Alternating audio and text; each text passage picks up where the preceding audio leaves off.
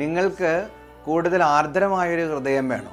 ക്ഷമിക്കാനുള്ള കരുത്ത് വേണോ? പൊറുക്കാനുള്ള കരുത്ത് വേണോ? കുറേയും കൂടി കരുണയുള്ള വ്യക്തികളായിട്ട് മാറണോ? അതിനുള്ളൊരു പോംവഴിയാണ് അച്ഛൻ നിങ്ങളുടെ മുന്നിൽ ഇന്ന് പറഞ്ഞു തരാനായിട്ട് പോകുന്നത്. കർത്താവ് ആർദ്ര ഹൃദയനും കാരുണ്യവാനുമാണ്, ക്ഷമാശീലനും സ്നേഹനിധിയുമാണ്. വീണ്ടും എൻ്റെ ഹൃദയം എന്നെ വിലക്കുന്നു, എൻ്റെ അനുകമ്പ ഊഷ്മളവും ആർദ്രവുമാവുന്നു. കണ്ടോ, ഈ കർത്താവിനോട് ആരൊക്കെ ചേർന്ന് നിൽക്കുന്നുവോ, കർത്താവിനെ ആരൊക്കെ സ്നേഹിക്കുന്നുവോ അവരുടെ ഹൃദയം ആർദ്രമായിരിക്കും. കാരണം എന്താ?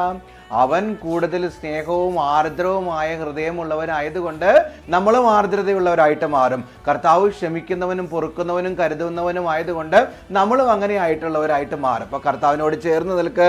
നിന്റെ ഹൃദയം മാംസലമായിട്ട് മാറും, ആർദ്രമായിട്ട് മാറും, കാരുണ്യമുള്ളതായിട്ട് മാറും. നിന്റെ ഹൃദയം ക്ഷമിക്കാനും പൊറുക്കാനും കഴിയുന്ന ഈശോയുടെ ഹൃദയത്തെ പോലെയാകും, തിരുഹൃദയമായി മാറും. ഈശോ നിന്നെ അനുഗ്രഹിക്കട്ടെ.